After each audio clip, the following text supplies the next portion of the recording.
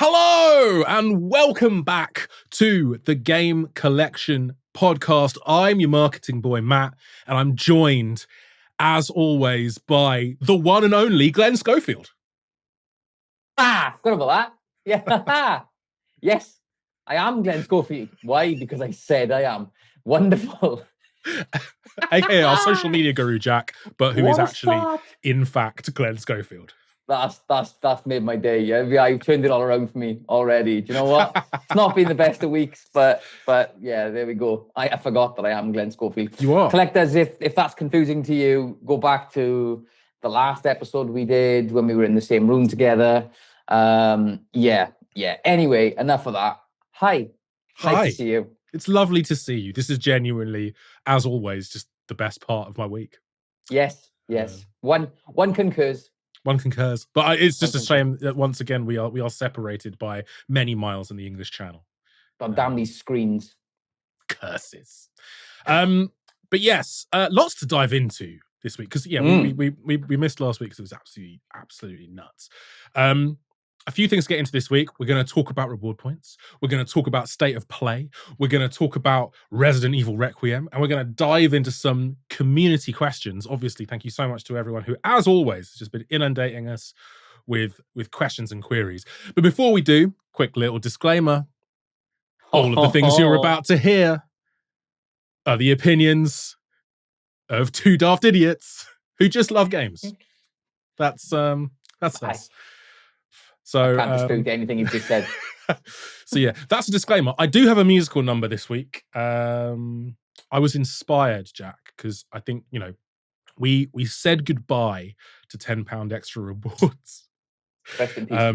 We said hello to an expanded range of games and triple rewards this week. And he put a very nice post up to, with lyrics that mirrored feeling good. So I've taken inspiration from that this week. Oh yeah. For this week's musical number. Hyped. Me. £10 rewards, we had a good run. Then finance came knocking to ruin the fun. But now we can add more games, times reward points by 3. It's a new dawn, it's a new day. Trip reward points for you and me. Still a great USP. Bum bum. Bum bum bum bum bum bum bum bum. The more you spend, the more you earn. Saros is in, so's Pragmata. You actually get more on First Light Legacy. We'll have new games, we'll have new deals. Base reward points are staying the same. We're still better than game. Bum bum bum bum. Boom. There you go. Vibes everywhere. Thoroughly enjoyed. Trashed the competitor again. Well,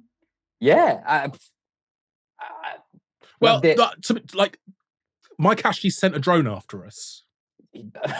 Allegedly. Allegedly. Thank you. Our legal department. We don't have a legal department. We have a legal department. So our legal department thanks you, Jack.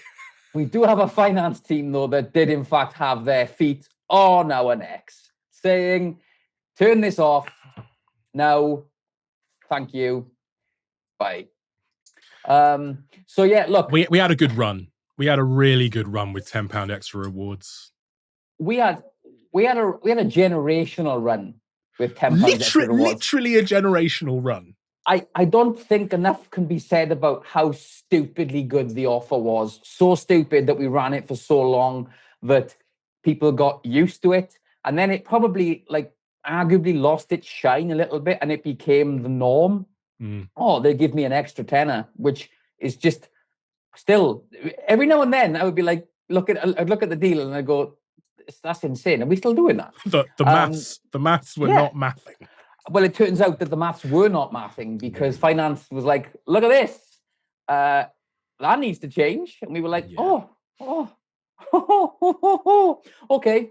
So we changed it. But look, just to reiterate, it was a generational run, and it was indeed too good to be true. Rest in peace, £10 extra rewards. I want to say we barely even knew you, but we knew you. We knew you for way longer than we could have known you beautiful, mad, bonkers thing. Yeah. And look, just to reiterate, we know just how instrumental it was in bringing new people to the game collection. The amount of people that would tell us, well, the amount of people that would tell us, I've told my friends about this, so people would say, "Oh, my friend recommended you with your £10 reward scheme." It's immense, right? It's immense. So we're sorry to see it go, but we are glad that it happened. Finance or not, but we move. We do.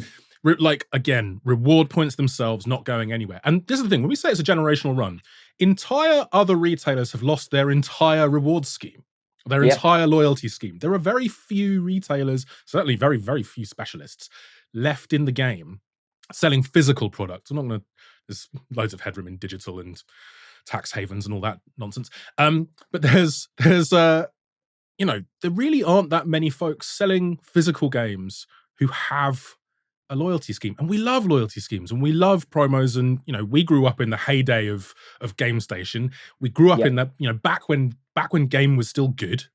And I had, had the card.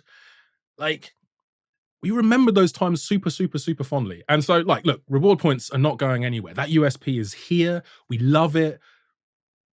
We just had to find a more financially palatable, well, a more sustainable way, right? And I think, there's still good news. Like, triple rewards allows us to put more titles in there. You've already seen that. We launched it. Saros is in there. You can still get close to a $5 back in reward points on Saros. The bigger ticket items, actually, one or two of them, you actually get, whisper this, because just in case finance are listening, you actually get slightly more on something like, the 007 First Light Legacy Edition, which is about, I think it's $279. And previously, with £10 extra rewards, you would have had just shy of £17 back in reward points. With triple rewards, you actually get like close to £19.40, £19.50. So I think, what we've done here is try to, look, we had to, the £10 extra rewards had to end, right? But we've tried to replace it with something that still brings good value, but now brings value across more titles. So, it can be enjoyed, hopefully, by more customers. And then, as we said at the time, potentially opens the door down the line for, who knows, 4 or 5 times multipliers. When nobody's looking. If the math's math. Multiplier weekends. Cool things like that. We are looking at all the different ways we can use reward points and try to bring more value to customers in a way that doesn't just burn a hole in TGC's bottom line, which £10 extra rewards was kind of doing towards the end. Like, God bless it. God only knows, like, I've made use of it. Like, it's so great. But look, but yeah, reward points aren't going anywhere. You're still going to be able to, rack those bad boys up, and like one of our collectors did. Maybe get a Switch 2 for under £200. What are we still getting? Or what are you still getting?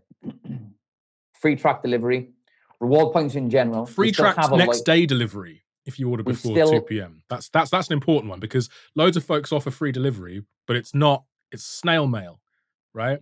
If you're not a Prime member, our big corporate competitor, you got to spend over a certain amount, and it's not next day. We give you next day. Free track 24 delivery. Sorry, Matt. Sorry. I don't always want to stick the boot in on, like, but it's important to set the record straight, right? Like, this is an expensive perk as well. Like, free tracked next day delivery is not cheap either. No, and again, it's the norm. We've always offered on the game collection. I've been here 11 years, and we have always offered free delivery. There's never been a time when I've been here that we've charged for delivery on video games. On the game collection side, that's never happened. So again, that's the norm, but it is an expensive norm. You still get reward points on every order. As I said, loyalty schemes in 2026. We had a conversation on Twitter with somebody who raised a fair point, saying your USP is now gone. Well, we'd argue multiple things. We appreciate the point, of course. We're always going to be transparent and talk about these things. But we'd argue that having a reward scheme in 2026 is a USP in general. Not just that, the triple reward points thing is happening. It's an ongoing offer, as well as limited time promos coming down the line. Like you say, 4 or 5 times reward, multipliers on weekends and so on. Like further offers are not going anywhere. We've just had to modify to remain healthy. Yeah. And look, here's the time we blow our own trumpets, Matt. But I would like to argue that in terms of community-based retailers or community building within retailers, in our industry, of course, it shrinks all of the time. But we'd argue that what we do here in terms of community building, talking to you guys on a daily and weekly basis, whether it's through podcasts, whether it's through posts, I try to respond to everything. You try to respond to everything on TikTok. In an age of faceless retailers, I mean, I appreciate our faces are not exactly great, but we're here. They're here. Yeah. Well, wow. I take it back. Strike a pose, my man. But look, we do have USPs, and it's absolutely no secret, or there's no hiding from the fact that £10 ERP was a ridiculously good offer, and anything that we change it to after that is going to just look like bang average in comparison. We understand that. We're not hiding from that. But there's plenty to celebrate here still. I mean, and this in no way means that we're in a bad place as a retailer. We are healthy. We reiterate to our customer base, we are healthy. We are fine. This just protects us for years to come. It was raised that this can't go on, guys. And we were like, oh, but we're having so much fun. And they were like, no, seriously, turn it off. What do you mean we can't keep setting fire to money? It's warming and delicious. But this is just so much fun. No, seriously, turn it off. Okay. There we have it. 2026. We're still here. We're happy. We're healthy.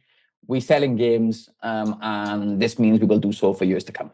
Yeah, I 100%. And I think the other thing to mention there is just a massive thank you, right? Because there's always, I think, we work in, we both run social channels for TGC. Jack is the person you're speaking to on Facebook, Twitter, and Instagram most of the time. My hairy mug is just popping up all over Twitter and TikTok and YouTube. So, we're on the front line of comms, and there's always anxiety, right? Like just to pull the curtain back even further, there's always anxiety around an announcement like this, because and as Jack said there, like, as you've mentioned, we're not shying away from this. Anything that was going to replace this was going to be materially not quite as great as just buy a game, get £10 back, right? Yeah. So there's always anxiety around this sort of thing. But what's been immensely gratifying, and what I'm so thankful for, and what's a testament to all the work you've done over the last 11 years, but also just the community that we've built and the people who are in it, has just been the outpouring of support. Like, and there are too many folks to name. It's insane. But you know who you are, and honestly, like, thank you so much, because you've made what's a difficult week much more bearable. And we mean it when we say we're always trying to bring value. We want to be the best retailer for our customers. Physical is in a tough space, and we've sort of talked about that on previous podcasts. Can't shy away from that either. But it's just lovely to be able to log on and chat to you guys every day, celebrate these games that we absolutely adore, delight in physical media. And when tough spots come like this, or when tough decisions have to be made, the reason we try and do it with advanced communication, transparency, why we try and respond to as many comments as we possibly can, is because We want to treat you guys like human beings. We want to be treated like human beings. And honestly, just I'm waffling now, but thank you. Thank you Yeah, for being supportive. Thank you for understanding. Thank you for also seeing that, the so many of you were still like, well, so many more titles are in there. I've just pre-ordered Saros. I've just pre-ordered Pragmata. Like, this is awesome. Like, thank you. So look, we yeah, for read all of sure. those. We see it. We appreciate it. Thank you, collectors. Honestly. Yeah, the outpouring of support over the last 24 hours across the channels has been unreal, to say the least. As you say, we're not going to waffle on it too much, but yeah, basically in what has been a very challenging week for us too, in terms of communicating this and then dealing with any potential fallout, and then just trying to respond to as many people as possible. I can honestly say that it's been overwhelmingly epic. The amount of people that have chipped in just to offer support, thank us for the service that we offer. Mention that reward points are still an epic thing in 2026. That the amount of people I saw saying it's quite incredible this offer ran as long as it did. Yeah, look, all in all, an overwhelmingly fire level of support over the last 24 hours, collectors. Thank you, thank you, thank you. We will now stop kissing your backsides and move on. Yes, indeed. Just one final quick shout out to Giles and Darren on the commercial side for smooth running on this thing and being able to change it over quickly, and Darren finding some awesome titles to add into that collection and make that new offer sing. And we've done it the last couple of weeks, but again, shout out to our CS team, Beck, Lauren, Cam, doing absolutely phenomenal work. Legends. Absolute legends. So yes, thank you, collectors. Watch this space. Lots more to come on Triple Rewards. But yeah, check out some of the new titles in the collection. Some really, really, really good stuff in there. Let's talk about something a bit more fun, man. Let's talk about, because we didn't have a podcast last week.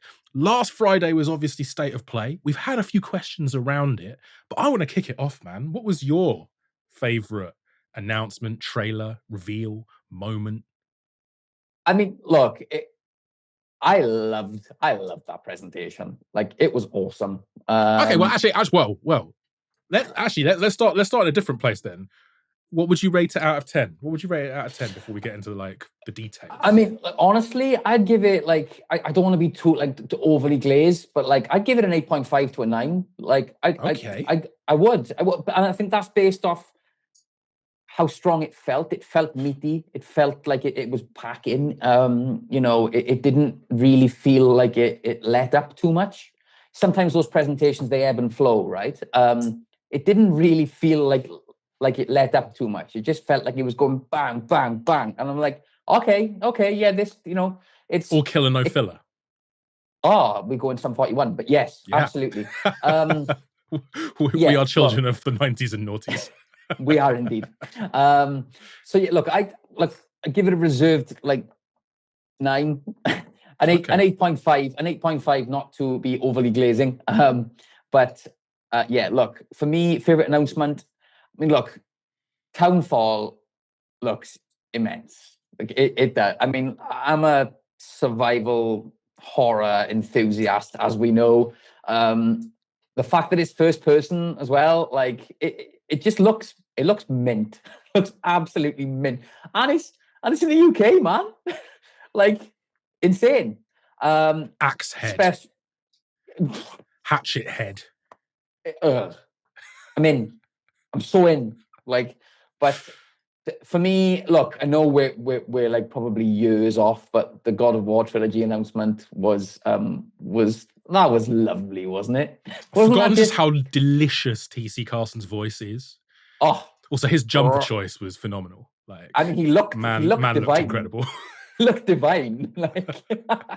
But yeah, I mean, look, we're years off, right? We're years off. They're remaking 3 games, and I don't know how they're going to do it. And yeah, because do you try and preserve that sort of more hack and slashy, action oriented, gameplay of the originals, or do you try and marry it up to kind of the expectations that have been set by the incredible Norse games? I don't know, man. It's a tough one to call, and in truth, however we picture it in our heads, it'll be completely different at launch. Yeah. But I'm so hyped to just know that it's a real thing. After rumor, there's so many rumors, or this is the one where it's going to be seen. We're going to get something on this, and then just boom, out of nowhere, Zeus, your son has returned. Yeah, fire, absolutely fire. What about you? How would you rate it? So I thought it was like a sort of 7.5. Oh, really? Okay. Some like, but this is it. I value a 7. I don't think 7's a bad number. I think like free 7, like they freed Metal Gear Solid 4, because like IGN's done a number on the number 7. Like 2, there's a spectrum from 1 to 10. 7's still good. 7's still good, but like it didn't blow my nuts off, right? So I think that's good. I think there was some really good stuff in there. I think if we'd seen, that's the thing. There's got to be scope for me. There's got to be like there was room for more awesomeness. So like if they'd shown God of War trilogy, for example, if they'd managed to keep that under their hats and we'd gotten an actual look at what that's shaping up to be, then yeah, bump that up to an 8.59 easy. Okay. But like I thought it started really well. Like Kana, lovely to have that series back, an often sort of overlooked, forgotten series, but people forget how good that first game was. So, really, really, really, and it's awesome to sort of see, a game like that that's sort of a little bit Zelda-y. It's right up my street. So love that. Loved seeing TC. Love seeing Metal Gear Solid 4 get freed. But can I just say something quickly? Well, just in case we move on and I forget. My favorite tweet that I saw around it was, of all the things I expected to see at State of Play, it was not an aura farming chicken. And like, don't get me wrong, I have no desire to play Project Windless. It's not my kind of game. But like that aura farming chicken, like I'm just like, that is an unreal character announcement right there. Awesome. Like yeah. I mean, look, I've got no desire to play. It's not for me. But like that aura farming chicken vibe is just, yeah. Like I'm here for it. Yeah, it looked absolutely bonkers. Bizarrely, that is right up my street. I know it is. Keeping a keen eye on Project Windless. Like, yeah, insane. I just really hope like the Colonel turns up as like a boss. Rooster's Revenge. Yeah. Wow. Oh, this has got legs. This has got chicken legs. This has got chicken legs. I like it. But yeah, that was bonkers. Lovely to see Castlevania back doing Castlevania things. Yep. Although I made this point in a reaction video over on TikTok. I do think like there were a lot of side-scrolling Metroidvania-y action titles. Now I'm going to give Castlevania a complete pass because it's Castlevania. Like it's doing Castlevania things. But I do wonder if we're sort of at that point now. If it's the Hollow Knight kind of influence. The Silk Song influence of just like, okay, cool. Everything kind of needs to be a side-scrolling action platformer for a bit, in the same way that was like Souls-likes a few years ago and kind of still is. But we had some banging ones last year: Shinobi Art of Vengeance, Ninja Gaiden Ragebound, Prince of Persia, Lost Crown. Lost Crown. That did bits. That was I felt like from a Ubi perspective, that game was better than it had any right to be, and I mean that with the greatest respect. It just when I saw the scores and the way and when I had to go, I was like, you know what, this is ace. Like I was really, really pleasantly surprised by Lost Crown. It was just forgotten how to market games. Like they've had some really good games. They're just an omnishambles. Like anyway, tell us what you really think. But my favorite, or the thing that really piqued my curiosity was John Wick. We'd said this actually a few weeks back on a previous podcast, how much we wanted to see a proper action John Wick, and I said, like, yeah, give me a mashup of basically the combat from Sleep, like the environmentally contextual combat from something like a Sleeping Dogs married to John Woo's Stranglehold. Like, and that's it. It That's the vibes. And I can only take it on vibes because we didn't see a huge amount, but like inject that into my veins. Give me all of that. The way that but the trailer was ace, right? The calm and the chaos, the cool nature of getting fitted by the tailor, and then just the scenes kind of hopping back and forth. That was epic. Like it was so good. Someone commented going, at first I thought this might be a Kingsman game, and then that made me think, why haven't we had a Kingsman game? That's a fair shout. No, absolutely. Exactly. It starts with the tailor. You're like, what the hell is this? And then, it's Keanu. So Lovely. Good. Also, just shout out John Woo's Stranglehold. Just an underappreciated game on the Xbox 360 that was incredible. Doves and bullets everywhere. Phenomenal. What a mix. Endless Odyssey has asked a question. He said, what game are you most disappointed didn't appear at the state of play? It's almost guaranteed that next gen will be pushed back due to migration of AI. Do you think this is going to hold back games? So a bit of a two-parter there. Like, is there anything that you were disappointed didn't show up? Just to touch upon that at the second part of that question first. I hope next gen is pushed back. We don't need it yet. Same. That's my opinion. Like, I know we've touched upon it in previous pods, but we just don't need it yet. Like, squeeze the best out of this current gen. We haven't even scratched the surface. I agree. Exactly that. And I think that state of play. I know there was like remakes. I don't know. It feels like the generation's coming alive now. Like, I feel that a little bit. But in terms of what I was most disappointed to not see, I was really hoping for Max Payne, the 1 and 2 remake to appear. So I know it's in full development, so I was really just kind of hoping for something. But I mean, look, I'm still really pleased with what we got, and I enjoyed the show so much that it wasn't until it was over that I realized we didn't get that or a Wolverine release date. Kind of expected that too. I expected a Wolverine release date. I think as did many others. So that was a little bit disappointing, but I can honestly say I was so hyped by the whole thing that it wasn't until like 10 minutes after I finished the show, I was like, oh wait, Wolverine. This a little bit disappointed we didn't get either of those. Max Payne was more hope than expectation. I expected to get Wolverine release date. But we move, what can we do? Plenty in there to be more than happy with. Yeah, Wolverine was mine. Like, I was really expecting some solidity around, as you say, that release. Disappointed we didn't get it. But actually, like you, carried along by just it moved at a real clip. It didn't dip. You didn't have any of those like annoying lulls or ads or filler bits that you have at the Game Awards or things like that. Like it was a really polished, zippy show, and nothing really overstayed its welcome, which was awesome. Like, and something in there for everyone, I think. But yeah, I need a Wolverine. I need a Wolverine release date, man. I need it. I mean, we it wasn't like we the last trailer that we had, it wasn't like a little teaser. There was enough in there that it felt like the game was coming along nicely, So I was expecting a release date, but hey, look, let them cook. Let them cook. Insomniac know what they're doing. That's for sure. I've never really been let down in the past, so good things come to those who wait. Speaking of which, that's quite a nice segue into we have waited. We played it back in August last year. Resident Evil Requiem. When this goes out, Resident Evil Requiem will be a week away. How are you feeling, Jack? Calm. Really calm and just chilled, and don't even like Resi. Stupid franchise.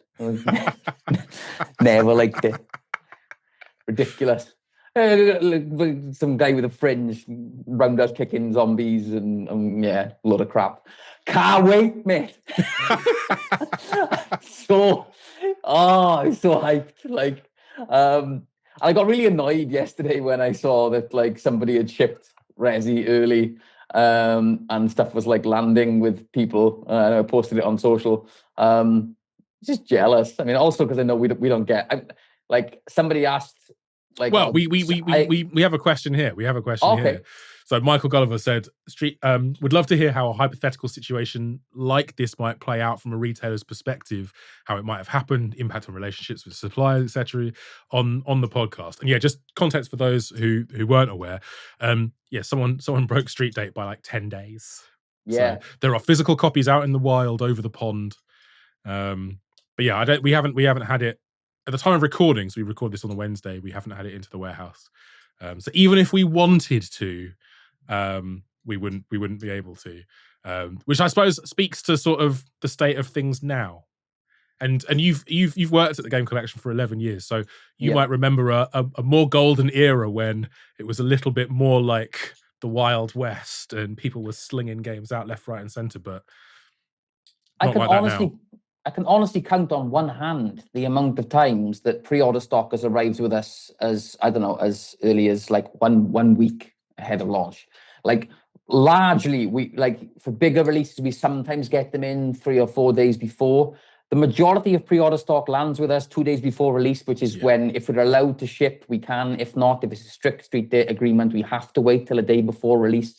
There's so much in play now. It's really just not a case of, and I know people understand, well, for the most part, people understand that you can't just ship stock when it arrives. Like, what's the worst that can happen? Well, we don't you get sued. Yeah, we just don't receive stock ever again from publishers. So that's a shame, as a physical retailer. Look, how might it have happened? Well, look, a number of people commented on the post saying, well, like, I've worked at such and such place. We've had stock in for like 2 weeks before and stuff. And like, you know what? Maybe with like large physical bricks and mortar chains, I can understand how stock would arrive in earlier with them in order for prep. But yeah, somebody commented saying, this happens all the time. Nobody's getting sued. This happens all the time. Get off your ass. And I'm like, not shipping 10 days before release. It doesn't. Like, no, it doesn't. No, it does not. One or two, perhaps. Yeah, right. And I think it's important to understand as well. Like when stock does arrive, as it often does, that close to release for a massive title where you've got thousands and thousands of pre-orders, that puts an enormous strain on your warehouse. Yeah, it does. And on your sort of logistics and shipping teams. So yeah, we'll always try to operate within the relatively strict guidelines set by publishing and distribution partners. But yeah, you'll sometimes try to get the jump on things as soon as stock arrives, because otherwise you're just going to get snowed under. And the worst thing is missing launch date, right? Like we've all been there. Yeah. We're gamers. We know the pain of you sat there like Scott Pilgrim at the door, just waiting for that delivery, and it doesn't come. Like that sucks. And yeah, it does. And as a retailer, we want to avoid that at all costs. Not willing to get sued to do that, though. So No, but let's lift that curtain for a second. Imagine stock arrives 2 days before release. Say we've got 3,000 or 4,000 pre-orders on a game, and stock arrives 2 days before release. Even with best practice, stock arrives. Stock has to be booked into the warehouse, confirmed, stock counted, everything. Then you have to have, obviously, invoices and everything at the ready. You can do that in time within reason, which is sometimes why people get dispatch emails ahead, and then they're like, oh, mine was shipped yesterday. It's like, well, no, it wasn't. That was just us prepping the orders ready, and then you'll get another one when it's sent. Even with the best practice, there are so many moving parts to these processes that we have to follow in line with whether it's internal procedures as well as then external limitations. If you ship this ahead of like 1 day before release, you'll never get stock from us ever again. We have to sign Street Date agreements for that stuff. Like there's so many occasions where things can go slightly wrong. Sometimes within our control, we're not perfect. Sometimes out of our control, again, we have to communicate that and take the brunt of that, which is fine, but that's what we're paid to do. But there are so many moving parts, right? It's not just a case of like, why is you not here on time? You guys suck. And it's like, well, we're really trying. I'm sorry. I'm really sorry to have let you down. It's the worst. We hate when stuff doesn't arrive for people on release day. As gamers, as you say, you flip that on us, and if it happens to us, we're annoyed. So it's why we were panicking a little bit when before the GTA date moved, because it was like off the back of a bank holiday weekend, and it was like, oh, this is going to screw everything up. But yeah, it was horrible. It was a horrible realization. It was like, oh, hang on a second, how is that going to work? Oh no. So when that date got moved, it was like, oh, it's a shame it's been delayed again. But you know what? Actually, check's new date. Everything's fine. Everything's fine. Yeah. There's so many moving parts, guys. So again, obviously, the vast majority of our community massively understand this and appreciate. We just like to be able to lift that curtain back a little bit and go, it's not all sunshine and roses back here. As gamers, though, quite jealous. Someone's got Resi in hand 10 days beforehand. 10 days, man. Just like turn off the internet. Turn off that's my searches for Resident Evil. Like, don't go on Twitter. What about me? I work on Twitter. I work on video social games. media. We work in video games on social media. It's a trap. It's a trap. It's a trap. Oh my God! But hey, what's the worst that can happen? Massive spoilers for the thing you love. Can we please move on? Let's move on.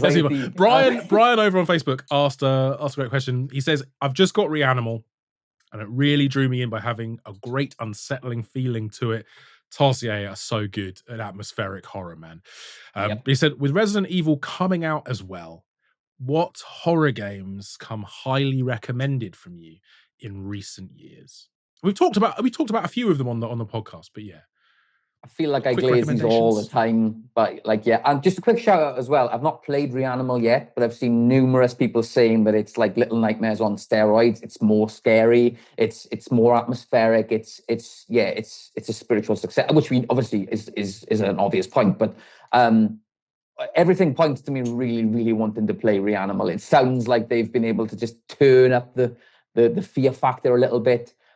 It looks horrible, and I'm so down for that. So shout out Reanimal, and the price point's great, right? Yeah. It's exactly right, especially in this period now, or when it launched between then and Resi, something to get your teeth into. But recommendations for horror titles, obviously we've got Fatal Frame 2 coming up in March. That's exciting. But stuff that I've already glazed many, many times. Silent Hill 2 remake is pretty much perfect in my opinion, barring Toluca Prison. The Resi 4 remake, or the original. Requiem is out next week. Resi 7 is the scariest game I've ever played. There's lots to go back on, but honestly, just based off its recency bias, but I'm still reeling from what Silent Hill 2 did for me. You're still in Toluca. Your mind is still in Toluca. I'm still in Toluca Prison. Anyone that hasn't played that needs to play that. If you like survival horror, if you like the original, I feel like it does it. I feel like it does it justice. Which for a game as iconic and as cult, as iconic and yet as cult as it is, it's a wonderful, wonderful example of what a remake can do, in my opinion. Yeah, I'd second that as well. Like Silent Hill 2's phenomenal. If you haven't replayed or played through the Resi remakes for 2, 3, and 4, do it. It's a great runway into Requiem. I have played a couple of hours of Reanimal, and yeah, if you liked Little Nightmares 1 and 2, you're going to absolutely love Reanimal. Play it with headphones though. Play it with headphones 100%, because you need to experience that sort of audio design in all of its incredibly atmospheric, creepy, chilling magnificence. But I'm only 2 hours in, but it's already exactly what I hoped and expected and wanted from what Tarsier did next. Mint. There are a couple of others I want to shout out. The Dead Space, I mean, these are all remakes. The Dead Space remake is fantastic. Yep. If you want a little bit more action in your horror. Callisto Protocol, sorry, as well. Just to Glenn. You forgot your own game, Glenn. Sorry to everyone. I forgot that I am Glenn Schofield there for a second. Callisto Protocol is ace. I loved it. Some people didn't. That's cool. I thought it was great. I think sorry. There we go. Soma as well. If you've not played that, that's first person and creepy as all hell. And then going back a little further, the Amnesia games. If you want genuinely like so scary, I couldn't get through it at all. Outlast. The Outlast games are just horrible. No, not for me. That's the extent of my. I didn't like them. I didn't like them at all. I've never heard somebody say horrible. I was like, I noped my way backwards out of there after like literally 20 minutes. Like, nope. Final shout though, because I need Nintendo. I was reading that Nintendo have the license for Eternal Darkness, so they could do the right thing and release it into like the GameCube collection for Nintendo Switch Online. Do the right thing, Nintendo. Like, Sony freed Metal Gear Solid 4. It's time for you to free Eternal Darkness. Let us play that masterpiece again, because it's so good. It's so good. He's just reminded me as well that Bloober revealed Layers of Fear 3. Was it Layers of Fear 3? Which, I'll be honest with you, I was expecting more. The way that countdown, like multiple countdown announcements and everything, and then there was the little rose, and everyone was like, "Oh, Ruler Rose," even though it like common sense, it wouldn't be Ruler Rose. It was still like you know.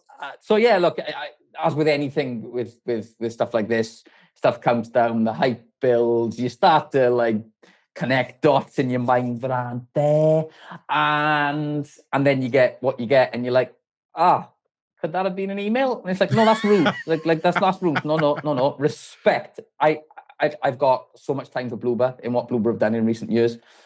They gave us, after all, the Silent Hill 2 remake. No notes. So look, and I'm really excited for the Silent Hill remake. I guess I was hoping for something on that, really. Even though they said it wasn't going to be that.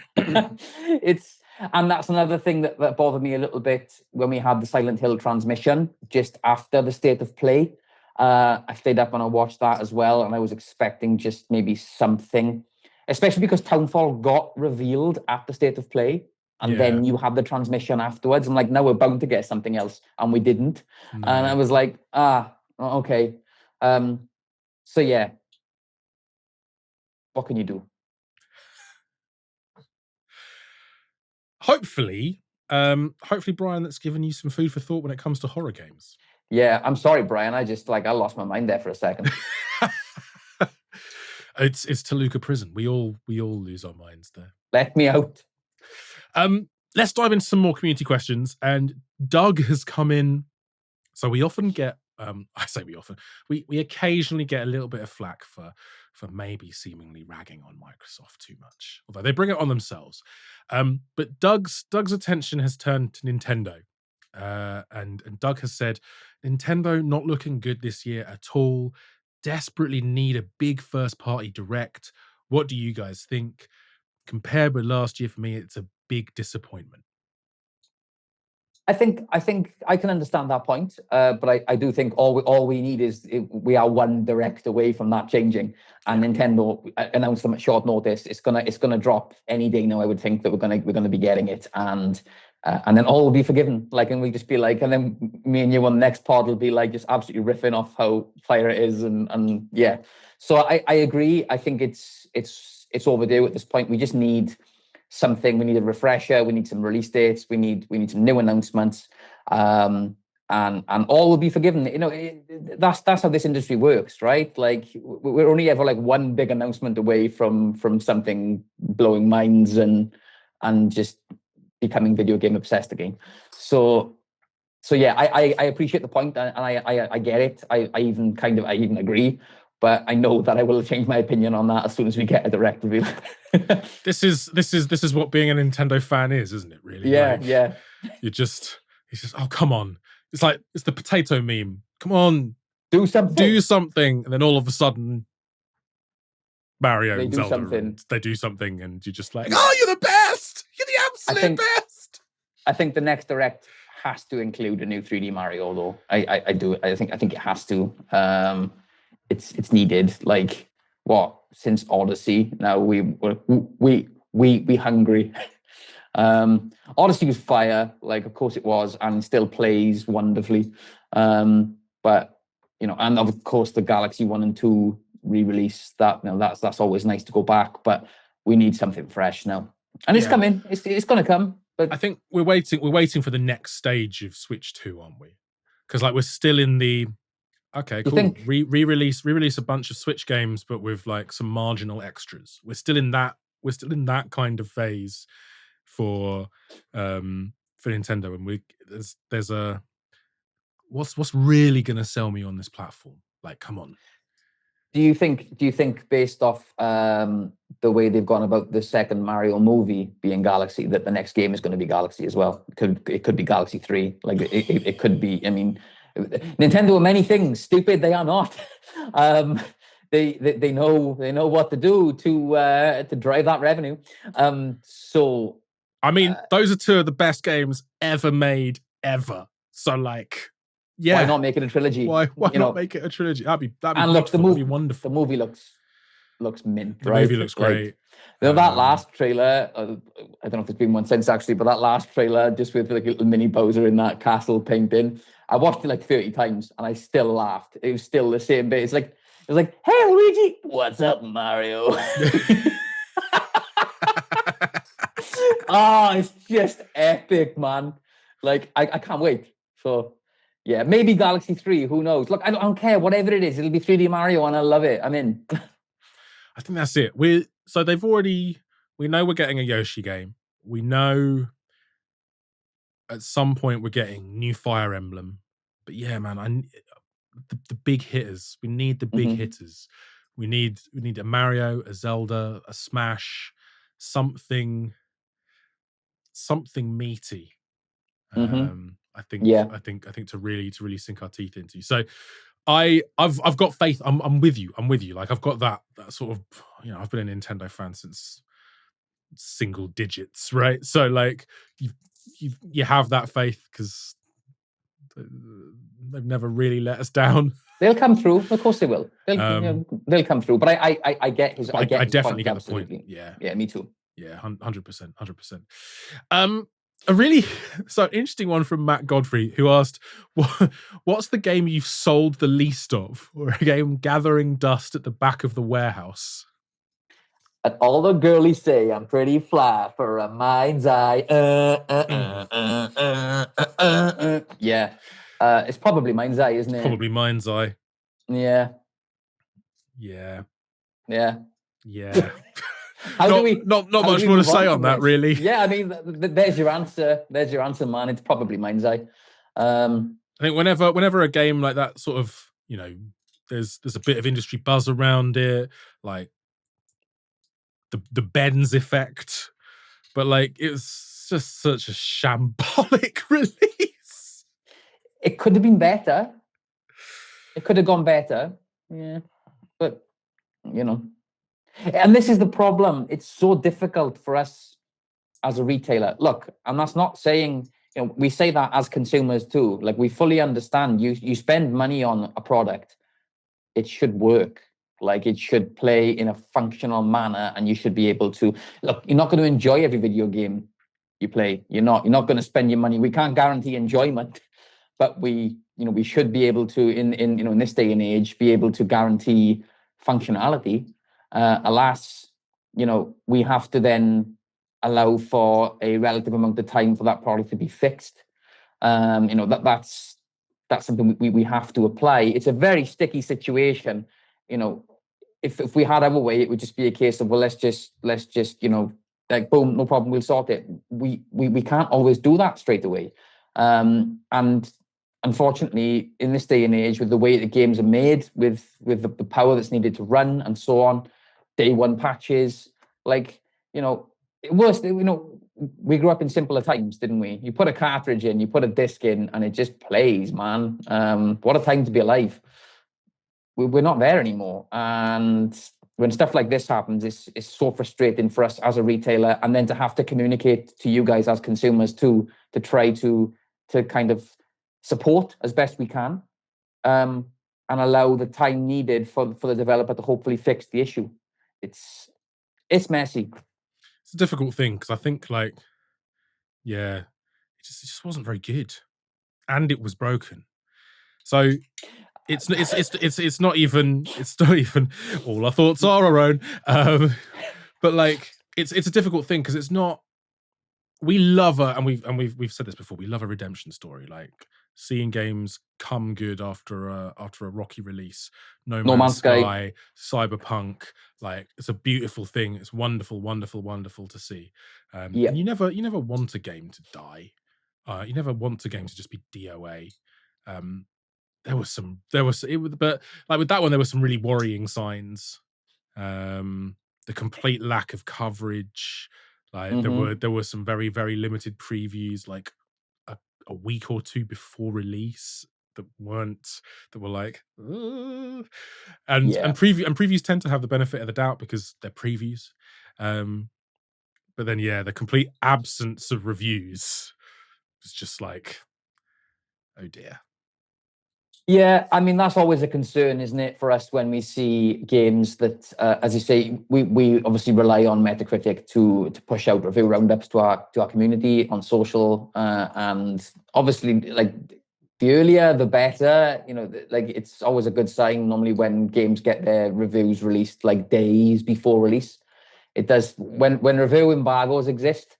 Barring on, I don't know, on bigger titles, I imagine things like GTA is a bit of an anomaly and so on, but. As a general rule of thumb, it feels like when there's a review embargo and reviews don't drop until the day before release, so it's not always a good sign, is it? No. I will say that we've become a much more fickle industry. I don't True. I think it started. Is it Fallout New Vegas where where Obsidian's bonuses were predicated on it getting a Metacritic score of above 85 or something, and it came in at 84. I'll double check that, but I don't like how fickle we are as an industry now, and you can see it in the sales. If a game gets sort of 90 plus, it will fly. Anything under can be it's sort of a crapshoot. No one, it could go really well. It could sync without a trace. Generally, the high 80s also tend to perform pretty well. Yeah, but the IGNification of that score spectrum has made it really, really difficult to actually have a nuanced conversation around quality. But I think that's something that, to be honest, I could spend hours talking about, how critical discourse in the games industry is just nowhere near what it is for films or books or other art forms. There's a difficulty there. Part of that is the fault of critics, and part of that is the fault of an audience that just starts frothing if a game they love doesn't get a perfect score. So a Michael Bay film, for example, can be 2 out of 5, but I'll still enjoy it. But we don't seem to have that. We don't seem to have that level of Armageddon is enjoyable. Armageddon is way more than enjoyable. But it's not a brilliant film. I don't think you could legitimately. No, it's not. It's not. No. But I mean, it's incredibly quotable. But that's the thing. That's the thing. You can acknowledge this is not a 4 or 5 star film, but oh man, I still really, really, really enjoy it. We don't have that level of discourse in games. Yeah, but Michael Bay movies in general, it's a no from me. But yeah. Anyway, moving on. Moving on, walking Anyway. away from the like giant explosions everywhere, which is basically the entirety of a Michael Bay movie. What we got next? Philip Green has asked a question. What are your views on companies like Limited Run Games and Strictly Limited? I've got a few, but honestly hate the fact that they get scalped due to so few getting printed. And I think like the wider question here is around sort of like one and dones. And we had this recently with Yakuza. with the Yakuza anniversary collection, which was wonderful, gorgeous steelbook, amazing collection. The stock was so limited. And so yeah, I've got a bit of a I'd love to see more of that sort of stuff. And I genuinely think like they could do more of that. Like it sold out so quickly. We were really fortunate to get stock. Yeah. Sometimes I don't know. Sometimes FOMO for FOMO's sake is not great. I'd love to see more runs of that. But what I will say is that physical is risky. It is. It is. Yeah. You have Which is to, why you see less and less of it. No, Yeah. of course. Like that stock has to sit somewhere. There are massive overheads. There are, is it better to be? It's better, arguably, to have a limited run of something than overproduce and be sat with something that no one really wants anymore. It's what ties into Game Keycard, right? It's the fear around paying the full cost up front to put the full game on cart. Like they have to pay it in advance. Third-party publishers have to pay in advance, I believe, to pay the full cost up front in order to make that happen. And which is why so many people don't do it.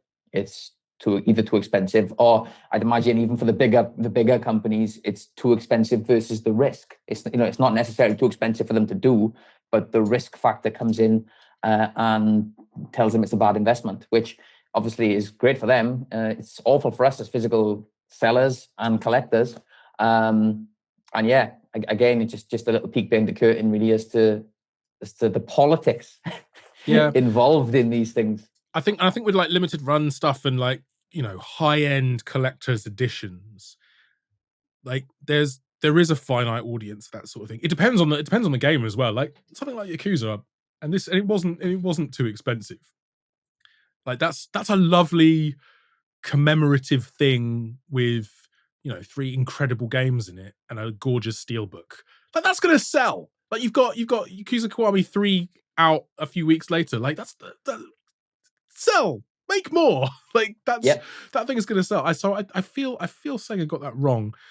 But like I do understand why there's some of the more high end, collector's editions and stuff. They're expensive to make, they're expensive to build, and if you don't get it right, you're sat there with hopefully not a bunch of tat, but you're sat there with these beautiful expensive things that no one's buying, and that's not a great situation to be in, because then you start having to cut price just to get them out the door, and yeah, not ideal.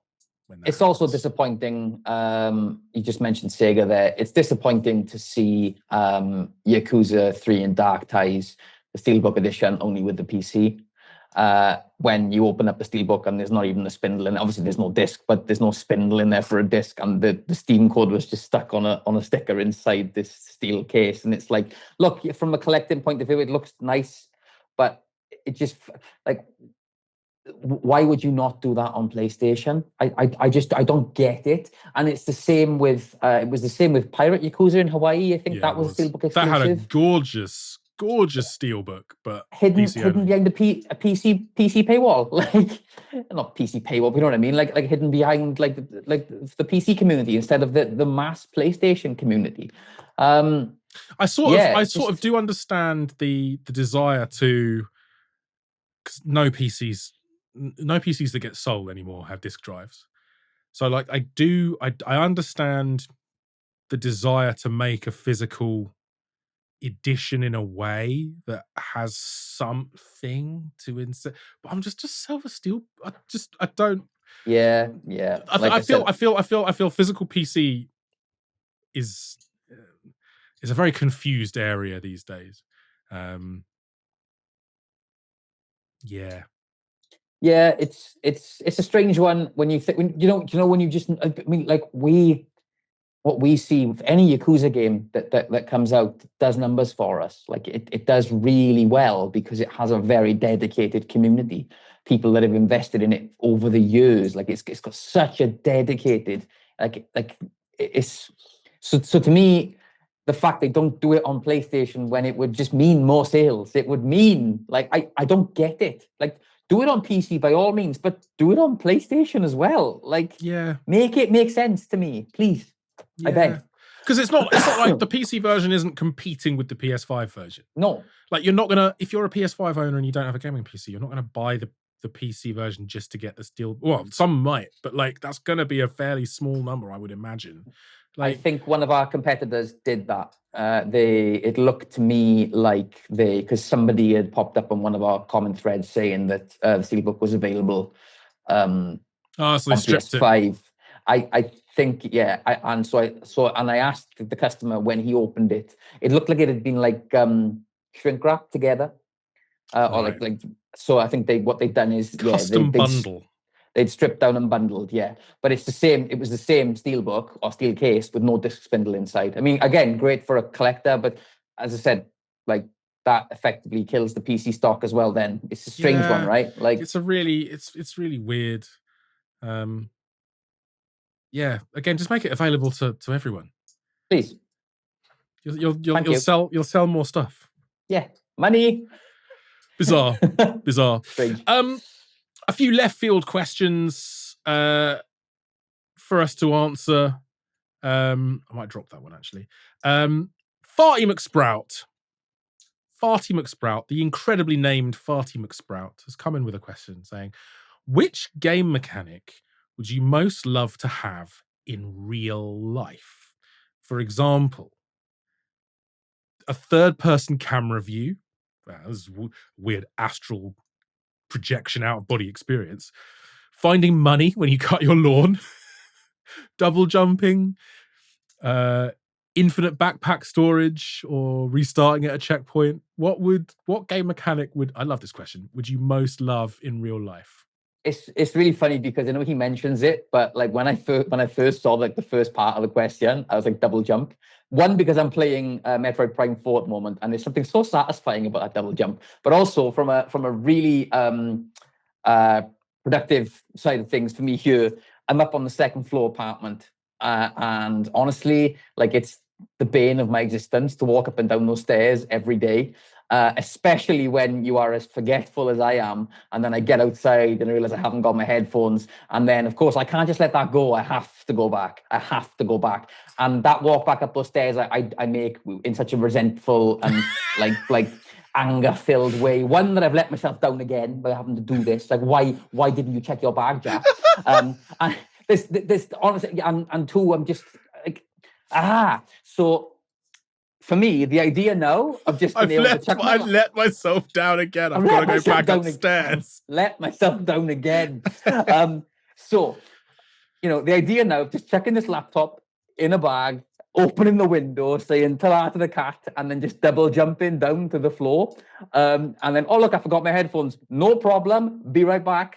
Right? Yeah. Double jump for me would honestly save me so much time and emotional stress. So, yeah. Double jump. I love that. Yeah. It's practical. I love the idea of finding money when cutting long grass. That would be nice. That would be incredible. I don't know if that's a personal. Would that just be for me? Because no one else cuts the grass in Zelda games and finds rupees. It's just Link. It's true.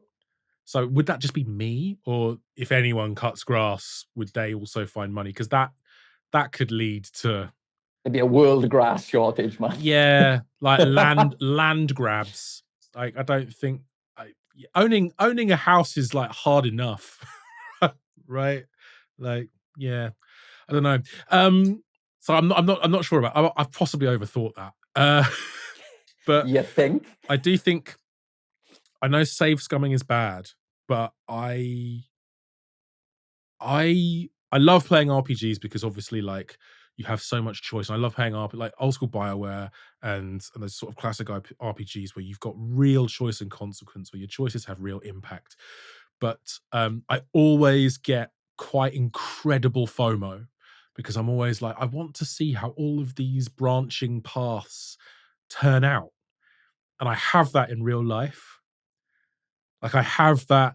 I don't know if it's like, again, I've probably overthought this. Like if it's just some sort of slight awareness of quantum possibility, but like I wonder what, you know, you wonder what if I'd made this decision, or you know, in life in general, not just conversation choices, but you know, kind of like I'd love to go back to a previous save point and just explore that and see what happened when. Basically, I'd just like to be Scott Bakula in Quantum Leap. Maybe, I don't know. But no, you haven't overthought this at all. Saves. I'd like to be able to F5 and F9 my life. That would be wonderful. I mean, actually, that's a great point in life. Yeah, no, absolutely.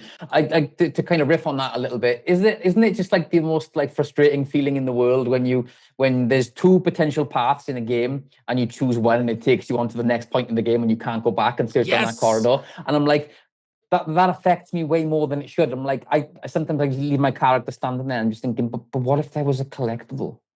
Exactly that. So I've started playing Baldur's Gate 3, and I've literally only just started. So I'm just in the opening area. I've got off the ship. I'm just in the opening area, and I'm like, there are so many pathways. I don't even know which way to go. There's a town over there. I don't want to go to the town yet. Like, what if there's more stuff back here? What if that locks me in, exactly as you say? What if that locks me into a yeah? This is why RPGs are not for me. How long did it take you to design your character? Go. An hour and a half.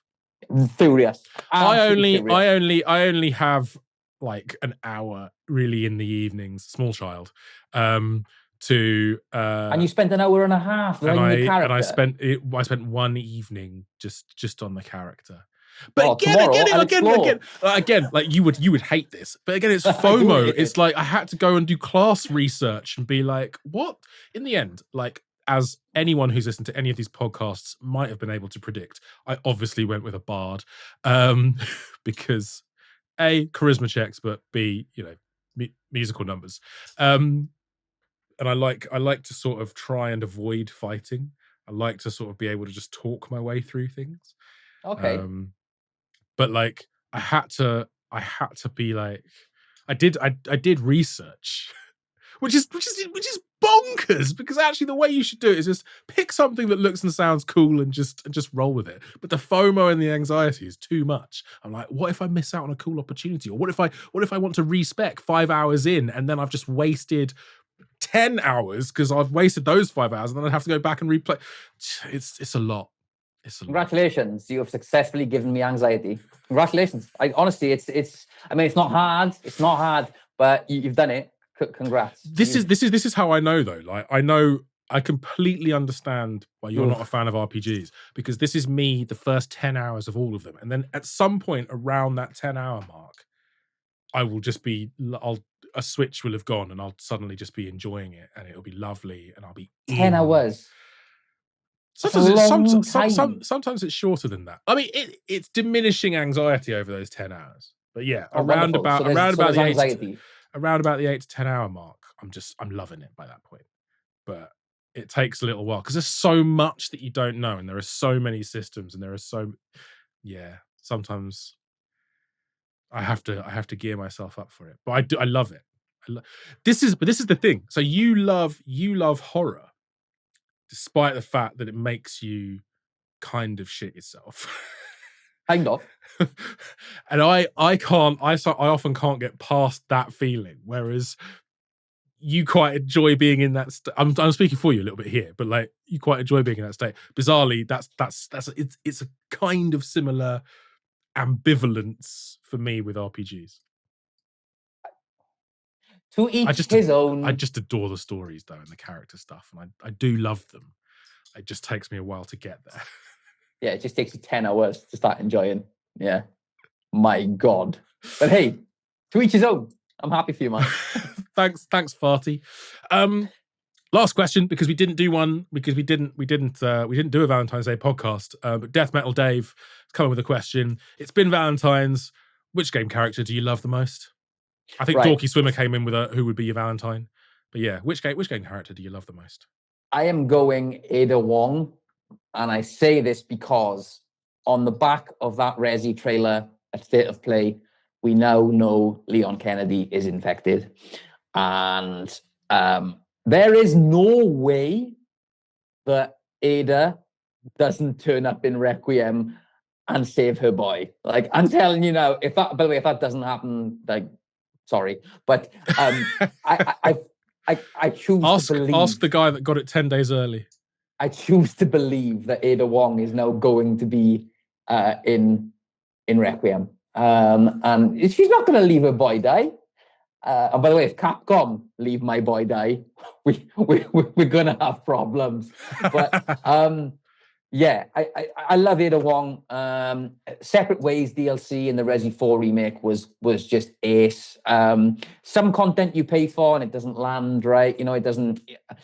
I felt Separate Ways was worth every penny of the add-on. I loved it, and I mean, it was. Don't get me wrong, the Resi 4 remake for me was 10 out of 10 game, but Separate Ways was just brilliant. I thought it was exceptional. Also, my favorite Journey song, Separate Ways. Oh, that's a little shoehorn there.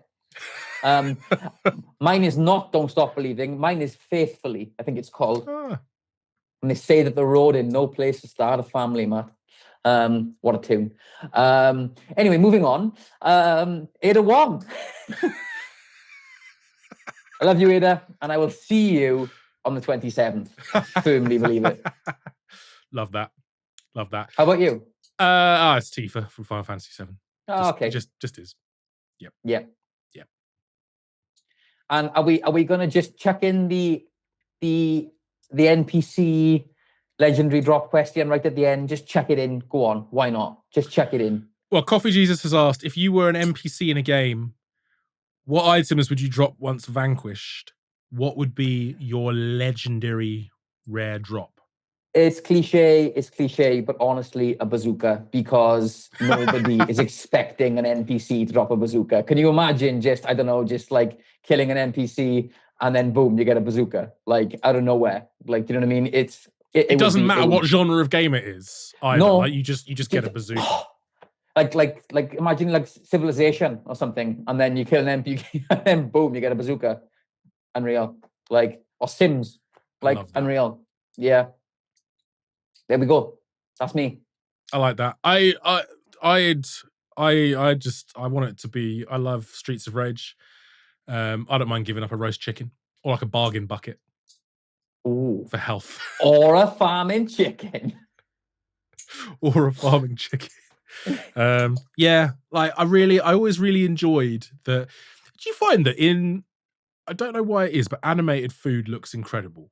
Like a chicken drumstick, like a cartoon chicken drumstick always just looks absolutely delicious. It looks better than an actual chicken drumstick. It does. Yeah. That's the thing. Animated food looks better than real food.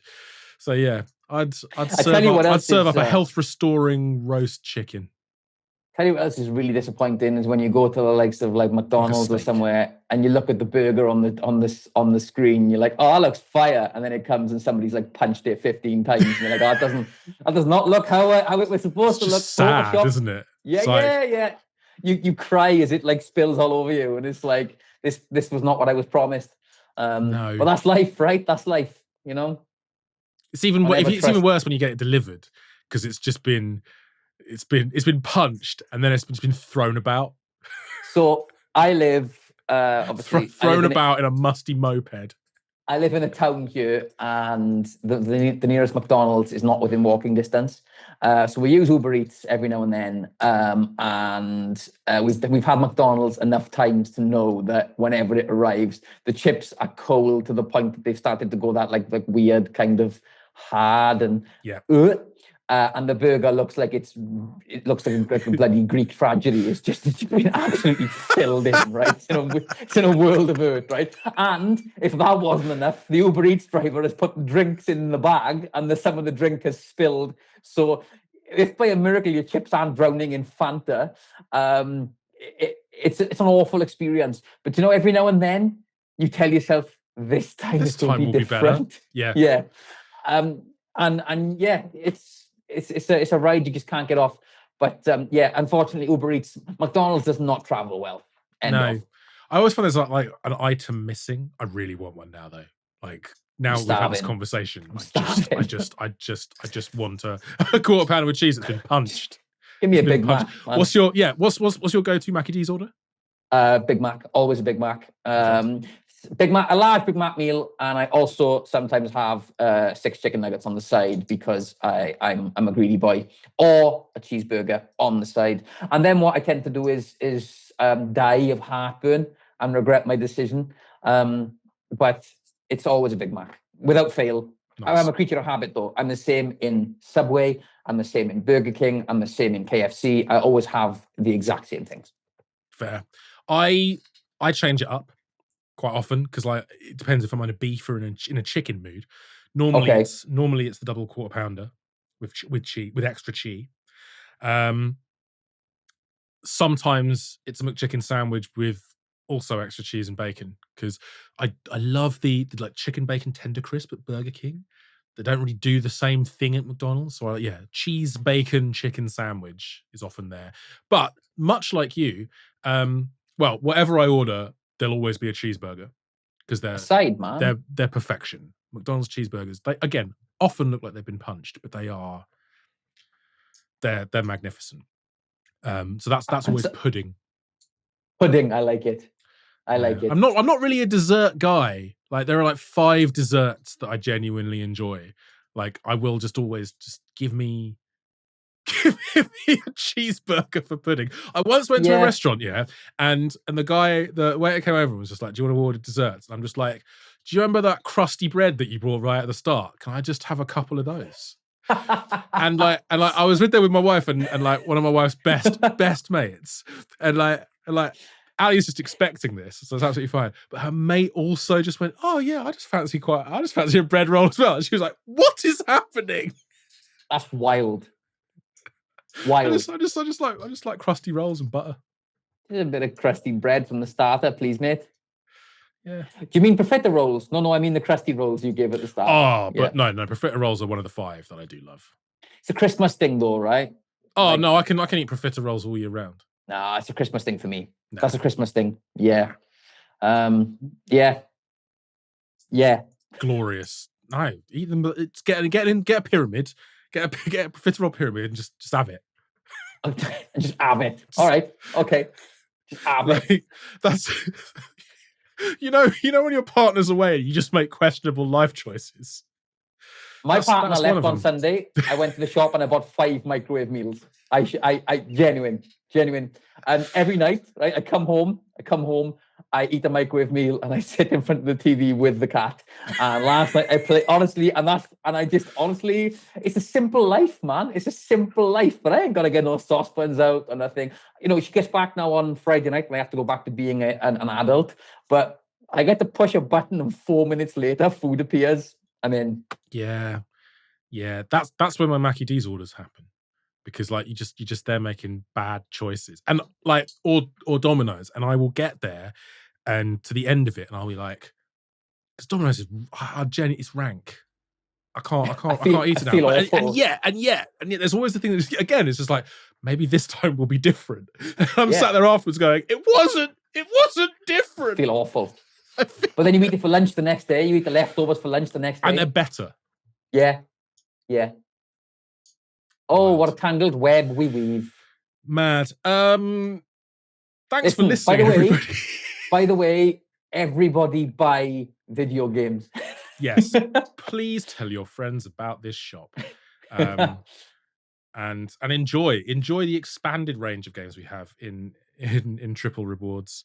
And yeah, thank you for listening. If you've made it this far, salutes. Massive salute. Thanks, praise.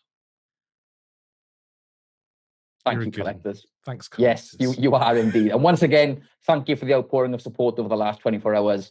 Genuinely, this community is the one. So we appreciate you guys. Thanks for all your podcast questions. Thanks for allowing us to do this every week. like, again, it just feels like we're getting more and more questions each week because people are responding. People are actually amazingly enjoying this, which is epic because we love it too.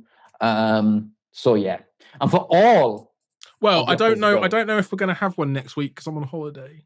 We'll see. None of your physical gaming needs.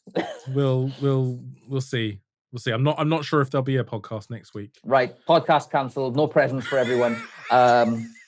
Anyway, episode 21 is done. Matt's off next week because he hates you all, and and how dare he take annual leave? What is this? This ban blasphemy. This sick filth. You're an awful person. Live with it. But no, seriously, for all of your physical gaming needs, check out the game collection. Love you guys. We'll see you soon. See you next week or not. Bye. Bye.